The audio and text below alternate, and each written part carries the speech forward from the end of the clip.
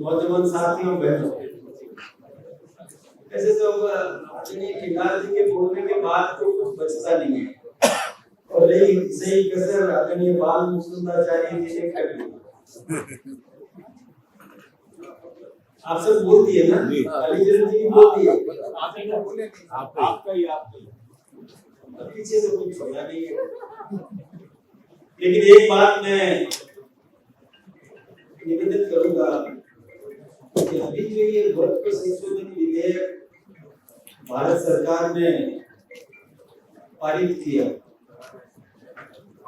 और इस पर कई लोगों ने भ्रम पैदा करने की कोशिश की। हमारे विरोधियों ने यह प्रयास किया कि समाज में विखंडन हो जाए, समाज में झगड़े बढ़ जाएं, अस्थिरता पैदा हो जाए। इस प्रकार का षड्यंत्र कर रही है कई राजनीतिक पार्टियां, उकसाने का काम कर रही है वर्ग विशेष को कि आपको आपकी संपत्ति को छीन लेंगे या आपका बहुत बड़ा नुकसान कर देंगे, ऐसा करके वो भ्रम पैदा करेंगे। तो एक राजनीतिक पार्टी इस प्रकार का प्रयास कर रही है और मैं सोचता हूँ कि सारी राजनीतिक पार्टियां भारतीय जनता पार्टी को छोड़कर, जो इस समय एक इंडी गठबंधन कहते हैं, उस गठबंधन के सभी सदस्य पार्टियां, जो व्यक्तिवादी पार्टियां हैं, जिनका नेता कोई एक परिवार है, उस परिवार के लिए जो काम करती है पार्टियां, उस परिवार को ही समृद्ध करने में जो लगी हुई है, वो राजनीतिक पार्टियां एकजुट होकर देश में एक अस्थिरता का वातावरण तैयार करना चाहती है। और आप सब जानते हैं इस बात को कि वो ये कोशिश कर रही है कि एक वर्ग संघर्ष हो जाए इस देश के अंदर, वर्ग संघर्ष हो जाए, आपस में लड़ें, इस प्रकार की वो कोशिश कर रही है। और ऐसे समय में जागरूक नागरिक कार्यकर्ता होने के नाते हम सबको जो यहाँ विराजमान है, सबका ये कर्तव्य है कि वस्तु स्थिति हम जनता के सामने लेकर के आए, हकीकत जनता के सामने रखें। इसमें अपना बहुत बड़ा योगदान आप दे सकते हैं, वो देना ही चाहिए। वो पार्टियां की वो अस्थिरता पैदा कर रही है, ये भी आप जानते हैं कि हमारे देश के प्रधानमंत्री आदरणीय नरेंद्र भाई मोदी जी ने और हमारी पार्टी ने बहुत गंभीरता से चिंतन मनन किया कि हिंदुस्तान का एक बहुत बड़ा वर्ग मुस्लिम समुदाय, उसमें गरीबी बहुत, उसमें पसमानदा मुस्लिम या उसमें भी ऐसी जातियां हैं जो अत्यंत गरीब हैं, उनको भी समाज के समकक्ष लाने का प्रयास करना चाहिए। इसके लिए हमारी पार्टी ने बहुत कोशिश की।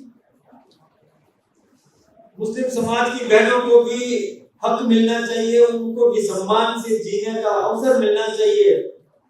इसके लिए भी हमारी भारतीय जनता पार्टी ने बहुत कोशिश की और आपको पता है कि उनको समृद्ध किस प्रकार से किया जा सके, इसके लिए कई कानून बनाए और जिसमें सबसे बड़ा कानून तो आपको पता है कि 3 तलाक का वो समाप्त किया, ताकि मुस्लिम बहन भी सम्मान से जीवन जी सके। यही नहीं, आवास दिलाने का जो काम किया, प्रधानमंत्री आवास योजना, उस योजना में भी मुस्लिम बहन के नाम से मकान आवंटित करने का काम ये हमारी भारतीय जनता पार्टी ने किया। इससे पहले किसी भी राजनीतिक दल ने सोचा नहीं। यही नहीं, इनको चिकित्सकीय लाभ मिलना चाहिए, उसके लिए भी और आयुष्मान भारत योजना का लाभ सर्वाधिक रूप से यदि कोई समाज लेता है तो उसमें भी, क्योंकि गरीब होने के कारण से वो वर्ग भी लेता है और ज्यादातर लाभ उनको मिलता है। हमने कभी भी किसी भी प्रकार का भेदभाव नहीं किया। हमने ये कोशिश की कि उस वर्ग को भी सम्मानजनक जीवन जीने का अवसर मिलना चाहिए, उसमें भी समृद्धि आना चाहिए, और इसके लिए और क्या किया जा सकता है, इसके बारे में भी हमारे राष्ट्रीय नेताओं ने बहुत चिंतन मनन किया।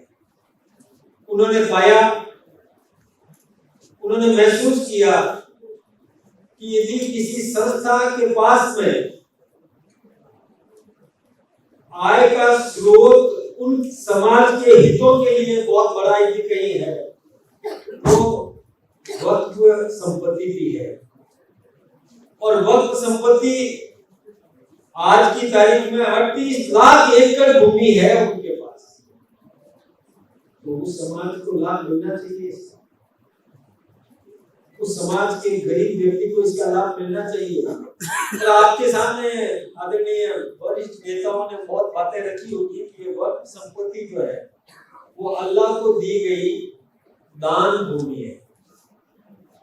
तो जब अल्लाह को दी गई दान भूमि है तो उसका लाभ, उसका आय का, उससे आय का लाभ उसके उस वर्ग को मिलना चाहिए जो अत्यंत गरीब है, जो पिछड़ा है, उसकी शिक्षा के लिए, उसकी चिकित्सा के लिए, उसके और उत्थान के लिए क्या योजनाएं बनाई जा सकती है, उसके लिए होना चाहिए। अल्लाह को दी गई संपत्ति, उसका लाभ यदि कोई मठाधीश ले, उस पर कोई कब्जा कर ले, उस पर 5 स्टार होटल बना ले और उसकी कॉलोनियां काट करके और पैसा एकत्रित करके अपना घर भर ले, ये ठीक बात है क्या? इसको स्वीकार किया जा सकता है क्या? तो आज जो आंदोलन कर रहे हैं, जो भ्रम पैदा कर रहे हैं, वही लोग कर रहे हैं जिन्होंने वक्त की संपत्ति का उपयोग अपने खुद के स्वार्थ के लिए ले लिया।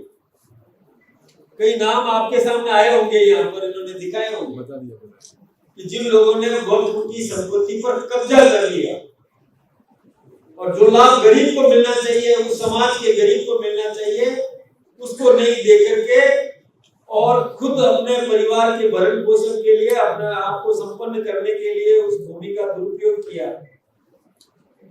इसी पर रोक लगाने का काम किया है कि गरीब को लाभ मिलना चाहिए। अब एक बात विचार करें कि आज खाद्य सामग्री जो 80 करोड़ लोगों को दे रहे हैं हिंदुस्तान में, अब उसमें गरीब को मिलती है, और यदि वो वर्ग, मुस्लिम समाज का वो वर्ग समृद्ध हो जाएगा तो ये 80 करोड़ को देने की जरूरत नहीं पड़ेगी, कम हो जाएगा, वो मजबूत हो जाएगा तो जरूरत नहीं पड़ेगी। तो राष्ट्र हित है ना इसमें, ये विचार क्यों नहीं किया जा सकता है? तो उस गरीब को आज तक के राजनीतिक जीवन में आप सब ने देखा होगा कि उस वर्ग की चिंता नहीं की है कांग्रेस पार्टी ने या और जो पार्टी है, उन्होंने कभी चिंता नहीं की। उनको आज भी गरीब ही रहने दिया। और गरीब क्यों रहने दिया? गरीब इसलिए रहने दिया कि ये गरीब रहेगा तो हमेशा ये उम्मीद रखेगा कि हमको कुछ लोग चुनाव आएंगे तो कुछ दे देंगे, आपको बदले में वोट मिल जाए, इसीलिए गरीब रखा गया। और यदि उसको शिक्षित कर देते, उस समाज के उस वर्ग को भी शिक्षित कर देते,